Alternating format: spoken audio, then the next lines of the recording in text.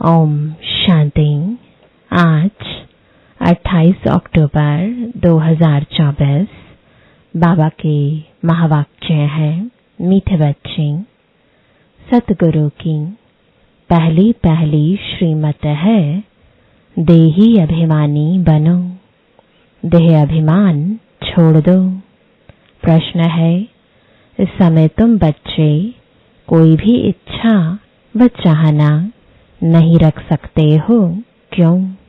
उत्तर है, क्योंकि तुम सब वानप्रस्थी हो। तुम जानते हो इन आँखों से जो कुछ देखते हैं वह विनाश होना है। अब तुम्हें कुछ भी नहीं चाहिए, बिल्कुल बैगर बनना है। अगर ऐसी कोई ऊंची चीज पहनेंगे तो खींचेगी, फिर देह अभिमान में फंसते रहेंगे।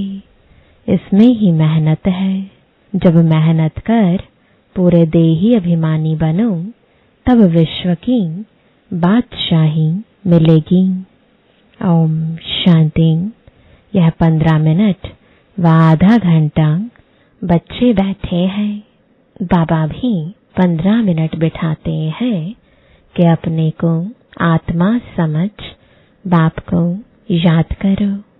यह शिक्षा एक ही बार मिलती है, फिर कभी नहीं मिलेगी। सतयुग में ऐसे नहीं कहेंगे कि आत्मा अभिमानी हो बैठो। यह एक ही सतगुरु कहते हैं।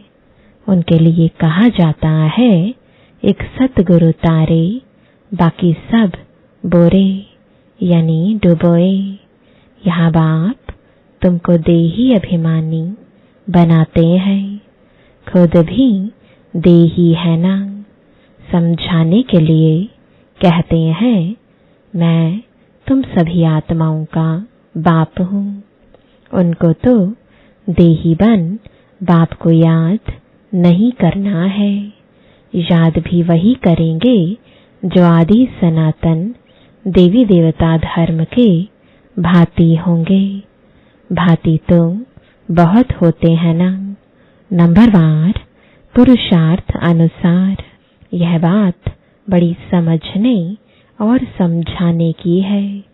परमपिता परमात्मा तुम सबका बाप भी है और फिर नॉलेजफुल भी है। आत्मा में ही नॉलेज रहती है ना। तुम्हारी आत्मा संस्कार ले जाती है। बाप में तो पहले से ही संस्कार है। वह बाप है, यह तो सब मानते भी हैं। फिर दूसरी उसमें खूबी है जो उसमें ओरिजिनल नॉलेज है, बीज रूप है। जैसे बाप तुमको बैठ समझाते हैं, तुमको फिर औरों को समझाना है। बाप मनुष्य सृष्टि का बीज रूप है। फिर वह सत्य है, चैतन्य है, नॉलेजफुल है। उनको इस सारे झाड़ की नॉलेज है और कोई को भी इस झाड़ की नॉलेज है नहीं। इनका बीज है बाप, जिसको परमपिता परमात्मा कहा जाता है। जैसे आम का झाड़ है तो उनका क्रिएटर बीज को कहेंगे ना। वह जैसे बाप हो गया, परंतु वह जड़ है। अगर चैतन्य होता तो उनको मालूम रहता ना, मेरे से झाड़ सारा कैसे निकलता है।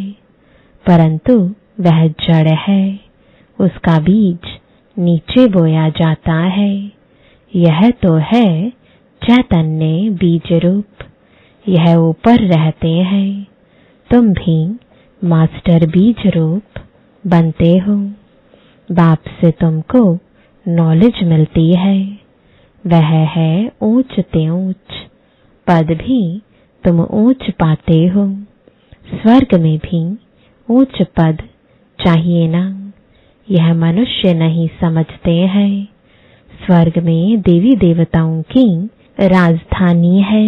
राजधानी में राजा रानी प्रजा गरीब, साहूकार आदि यह सब कैसे बने होंगे? अभी तुम जानते हो आदि सनातन देवी देवता धर्म की स्थापना कैसे हो रही है, कौन करते हैं? भगवान। बाप फिर कहते हैं, बच्चे जो कुछ होता है ड्रामा के प्लान अनुसार, सब ड्रामा के वश है। बाप भी कहते हैं, मैं ड्रामा के वश हूँ, मेरे को भी पाठ मिला हुआ है, वही पाठ बजाता हूँ। वह है सुप्रीम आत्मा, उनको सुप्रीम फादर कहा जाता है, और तो सबको कहा जाता है ब्रदर्स, और कोई को फादर, टीचर, गुरु नहीं कहा जाता है। वह सबका सुप्रीम बाप भी है, टीचर, सतगुरु भी है। यह बातें भूलनी नहीं चाहिए, परंतु बच्चे भूल जाते हैं, क्योंकि नंबरवार पुरुषार्थ अनुसार राजधानी स्थापन हो रही है।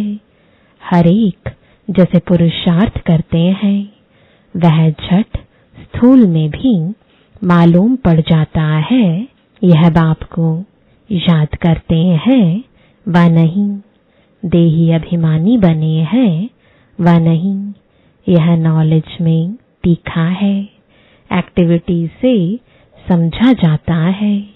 बाप कोई को कुछ डायरेक्ट कहते नहीं है, फंक ना हो जाए, अफसोस में ना पड़ जाए कि यह बाबा ने क्या कहा और सब क्या कहेंगे। बाप बतला सकते हैं कि फलाने फलाने कैसी सर्विस करते हैं, सारा सर्विस पर मदार है। बाप भी आकर सर्विस करते हैं ना। बच्चों को ही बाप को याद करना है। याद की सब्जेक्ट ही डिफिकल्ट है।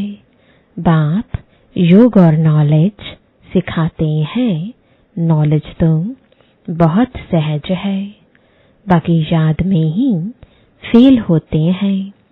देह अभिमान आ जाता है, फिर यह चाहिए, यह अच्छी चीज चाहिए, ऐसे ऐसे ख्यालात आते हैं। बाप कहते हैं, यहाँ तो तुम वनवास में हो ना, तुमको तो अब वानप्रस्थ में जाना है, फिर कोई भी ऐसी चीज नहीं पहन सकते हैं। अगर ऐसी कोई दुनियावी चीज होगी तो खींचेगी, शरीर भी खींचेगा। घड़ी घड़ी देह अभिमान में ले आते हैं। इसमें है मेहनत। मेहनत बगैर विश्व की बादशाही थोड़ी ही मिल सकती है। मेहनत भी नंबरवार पुरुषार्थ अनुसार कल्प कल्प करते आए हो, करते रहते हो, रिजल्ट प्रत्यक्ष होती जाएगी। स्कूल में भी नंबरवार ट्रांसफर होते हैं। टीचर समझ जाते हैं फलाने ने अच्छी मेहनत की है, इनको पढ़ाने का शौक है, फीलिंग आती है। उसमें तो एक क्लास से ट्रांसफर हो, दूसरे में, फिर तीसरे में आ जाते हैं। यहाँ तो एक ही बार पढ़ना है। आगे चल जितना तुम नजदीक आते जाएंगे उतना सब मालूम पड़ता जाएगा। यह बहुत मेहनत करनी है, जरूर ऊंच पद पाएंगे। यह तो जानते हैं, कोई राजा रानी बनते हैं, कोई क्या बनते हैं, कोई क्या बनते हैं। प्रजा भी तो बहुत बनती है, सारा एक्टिविटी से मालूम पड़ता है। यह देह अभिमान में कितना रहते हैं, इनका कितना लव है बाप से। बाप के साथ ही लव चाहिए ना, भाई भाई का नहीं। भाइयों के लव से कुछ मिलता नहीं है। वर्षा सबको एक बाप से मिलना है, बाप कहते हैं, बच्चे अपने को आत्मा समझ मुझे याद करो तो तुम्हारे पाप कट जाएं। मूल बात ही यह है। याद से ताकत आएगी, दिन प्रतिदिन बैटरी भरती जाएगी, क्योंकि ज्ञान की धारणा होती जाती है ना, तीर लगता जाता है। दिन प्रतिदिन तुम्हारी उन्नति नंबरवार पुरुषार्थानुसार होती रहती है। यह एक ही बाप टीचर सतगुरु है जो देही अभिमानी बनने की शिक्षा देते हैं, और कोई दे ना सके। और तो सब है देह अभिमानी। आत्म अभिमानी की नॉलेज कोई को मिलती ही नहीं। कोई मनुष्य बाप टीचर गुरु हो ना सके। हर एक अपना अपना पाठ बजा रहे हैं। तुम साक्षी हो, देखते हो। सारा नाटक तुमको साक्षी हो देखना है, एक्ट भी करना है।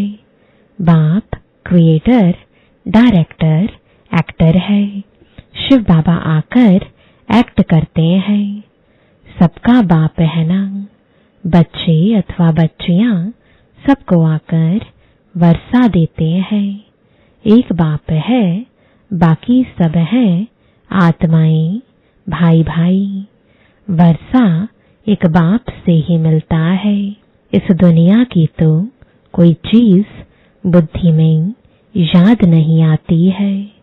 बाप कहते हैं, जो कुछ देखते हो यह सब विनाशी है। अभी तो तुमको घर जाना है। वो लोग ब्रह्म को याद करते हैं, गोया घर को याद करते हैं। समझते हैं ब्रह्म में लीन हो जाएंगे। इसको कहा जाता है अज्ञान। मनुष्य मुक्ति, जीवन मुक्ति के लिए जो कुछ कहते हैं वह रॉन्ग। जो कुछ युक्ति रचते हैं सब है रॉन्ग। राइट रास्ता तो एक ही बाप बतलाते हैं। बाप कहते हैं, हम तुमको राजाओं का राजा बनाता हूँ, ड्रामा प्लान अनुसार। कई कहते हैं हमारी बुद्धि में नहीं बैठता। बाबा हमारा मुख खोलो, कृपा करो। बाप कहते हैं, इसमें बाबा को तो कुछ करने की बात ही नहीं है। मुख्य बात है तुमको डायरेक्शन पर चलना है। बाप का ही राइट डायरेक्शन मिलता है। बाकी सब मनुष्यों के हैं रॉन्ग डायरेक्शन, क्योंकि सब में 5 विकार है ना। नीचे ही उतरते उतरते रॉन्ग बनते जाते हैं। क्या क्या रिद्धि सिद्धि आदि करते रहते हैं, उनमें सुख नहीं है। तुम जानते हो यह सब अल्पकाल के सुख है। उनको कहा जाता है कागविष्टा समान सुख। सीढ़ी के चित्र पर बहुत अच्छी रीति समझाना है, और झाड़ पर भी समझाना है। कोई भी धर्म वाले को तुम दिखा सकते हो। तुम्हारा धर्म स्थापन करने वाला फलाने फलाने समय पर आता है। क्राइस्ट फलाने टाइम आएगा। जो और धर्मों में कन्वर्ट हो गए हैं उन्हों को यह धर्म ही अच्छा लगेगा, फट निकल आएंगे। बाकी कोई को अच्छा नहीं लगेगा तो वह पुरुषार्थ ही कैसे करेंगे। मनुष्य मनुष्य को फांसी पर चढ़ाते हैं। तुमको तो एक बाप की ही याद में रहना है। यह बड़ी मीठी फांसी है। आत्मा की बुद्धि का योग है बाप की तरफ। आत्मा को कहा जाता है बाप को याद करो। यह याद की फांसी है। फादर तो ऊपर रहते हैं ना। तुम जानते हो हम आत्मा है, हमको बाप को ही याद करना है। यह शरीर तो यहाँ ही छोड़ देना है। तुमको यह सारा ज्ञान है। तुम यहाँ बैठ क्या करते हो? वाणी से परे जाने के लिए पुरुषार्थ करते हो। बाप कहते हैं सबको मेरे पास आना है। तो कालों का काल हो गया ना। वह काल तो एक को ले जाते हैं। वह भी काल कोई है नहीं जो ले जाता। यह तो ड्रामा में सब नोंद है। आत्मा आप ही समय पर चली जाती है। यह बाप तो सब आत्माओं को ले जाते हैं। तो अब तुम सबका बुद्धि योग है अपने घर जाने के लिए।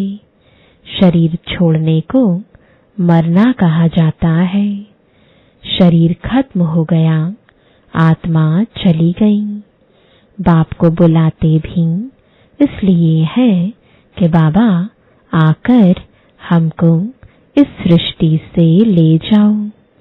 यहाँ हमको रहना नहीं है। ड्रामा के प्लान अनुसार अब वापस जाना है।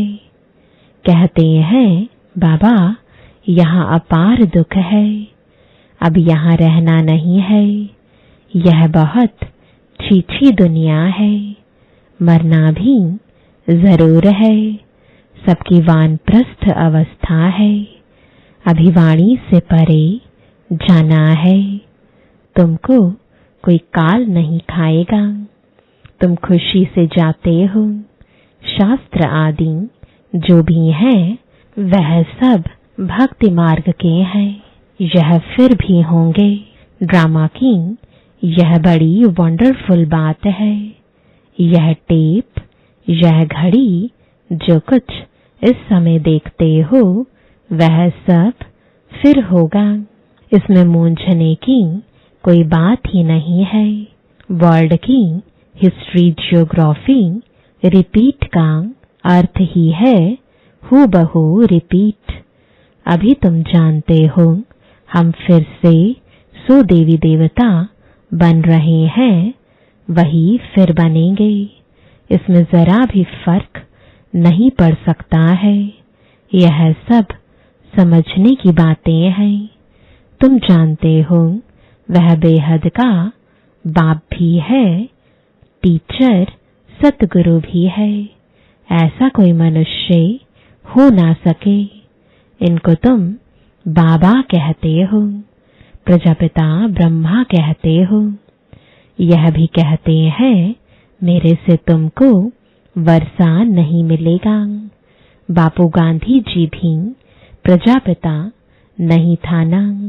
बाप कहते हैं इन बातों में तुम मूंझो मत। बोलो हम ब्रह्मा को भगवान व देवता आदि कहते ही नहीं है। बाप ने बताया है बहुत जन्मों के अंत में वानप्रस्थ अवस्था में मैं इनमें प्रवेश करता हूँ सारे विश्व को पावन बनाने के लिए। झाड़ में भी दिखाओ, देखो एकदम पिछाड़ी में खड़ा है। अब तो सब तमो प्रधान जड़ जड़ीभूत अवस्था में है ना। यह भी तमो प्रधान में खड़े हैं। वही फीचर्स हैं। इसमें बाप प्रवेश कर इनका नाम ब्रह्मा रखते हैं। नहीं तो तुम बताओ ब्रह्मा नाम कहाँ से आया? यह है पतित, वह है पावन। वह पावन देवता ही फिर 84 जन्म ले पतित मनुष्य बनते हैं। यह मनुष्य से देवता बनने वाला है। मनुष्य को देवता बनाना यह बाप का ही काम है। यह सब बड़ी वंडरफुल समझने की बातें हैं। यह वह बनते हैं सेकंड में, फिर वह 84 जन्म ले यह बनते हैं। इनमें बाप प्रवेश कर बैठ पढ़ाते हैं। तुम भी पढ़ते हो, इनका भी घराना है ना। लक्ष्मी नारायण राधे कृष्ण के मंदिर भी है, परंतु यह किसको भी पता नहीं है। राधे कृष्ण पहले प्रिंस प्रिंसेस है, जो फिर लक्ष्मी नारायण बनते हैं। यह बैगर टू प्रिंस बनेंगे, प्रिंस सो बैगर बनते हैं। कितनी सहज बात है। 84 जन्मों की कहानी इन दोनों चित्रों में है। यह वह बनते हैं, युगल है, इसलिए 4 भुजा देते हैं। प्रवृत्ति मार्ग है ना। एक सतगुरु ही तुम्हें पार ले जाते हैं। बाप कितना अच्छी रीति समझाते हैं। फिर दैवी गुण भी चाहिए। स्त्री के लिए पति से पूछो, व स्त्री से पति के लिए पूछो तो झट बताएगी इनमें यह खामियां हैं। इस बात में यह तंग करते हैं, या तो कहेंगे हम दोनों ठीक चलते हैं। कोई किसको तंग नहीं करते हैं। दोनों एक दो के मददगार साथी होकर चलते हैं।